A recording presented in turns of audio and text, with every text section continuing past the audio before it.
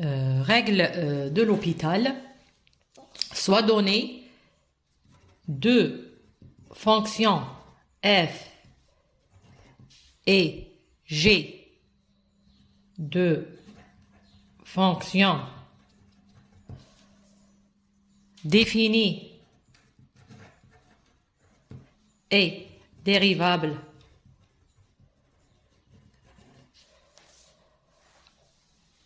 au voisinage de x est 0, tel que première condition, g de x est différent de 0 et g' de x différent de 0 au voisinage de x0 donné. Deuxième condition, la limite de f de x quand x tend vers x0 est égale à la limite de g de x quand x tend vers x0 est égal à 0 ou l'infini. Alors, si la limite de f' de x sur g' de x quand x tend vers x0 est égale L, ça veut dire elle existe, fini ou infini. L'essentiel, elle existe. Alors, la règle de l'hôpital nous dit que la limite de f de x sur g de x quand x tend vers x0 est égale à L. Le même L que celui-là. Des exemples. La limite de sinus x sur x quand x tend vers 0 est égale à 0 sur 0. Donc, c'est la limite de la dérivée de sinus x, c'est cosinus x, sur la dérivée de x, c'est 1. Quand x tend vers 0, ça va me donner 1. Encore un exemple. La limite de exponentielle x moins 1 sur x quand x tend vers 0 est égal 0 sur 0. Donc, c'est égal à la limite de la dérivée de ça, qui est exponentielle x, sur 1, quand x tend vers 0, est égal exponentielle 0, donc c'est 1. Limite de ln de x sur x, quand x tend vers plus l'infini, c'est égal à l'infini sur l'infini, c'est égal à la limite de 1 sur x sur 1, quand x tend vers plus l'infini est égal 0. Vous pouvez appliquer la règle de l'hôpital autant de fois.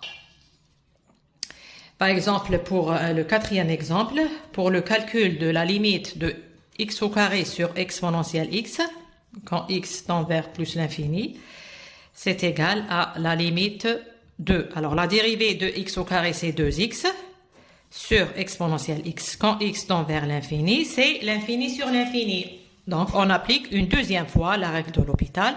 Quand x tend vers plus l'infini, vous l'appliquez autant de fois si les conditions sont satisfaites et vous trouvez, donc c'est la limite de 2 sur exponentielle x. Quand x tend vers l'infini, c'est égal à 2 sur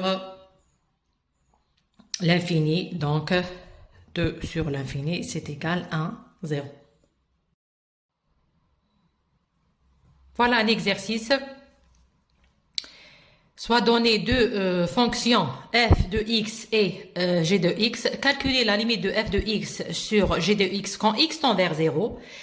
La limite de f' de x sur g' de x quand x tend vers 0. Donner une Conclusion. Alors, la limite de f de x sur g de x quand x tend vers 0 est égale à la limite quand x tend vers 0 de x3 sinus 1 sur x au carré est égale à la limite quand x tend vers 0 de x sinus 1 sur x. Cette limite, elle est égale à 0 puisque on a cette fonction est bornée, elle est entre moins 1 et 1 et cette fonction tend vers 0. D'après la proposition qui dit si vous avez deux fonctions, le produit de deux fonctions, une qui tend vers 0 et l'autre elle est bornée, alors le tout tend vers 0.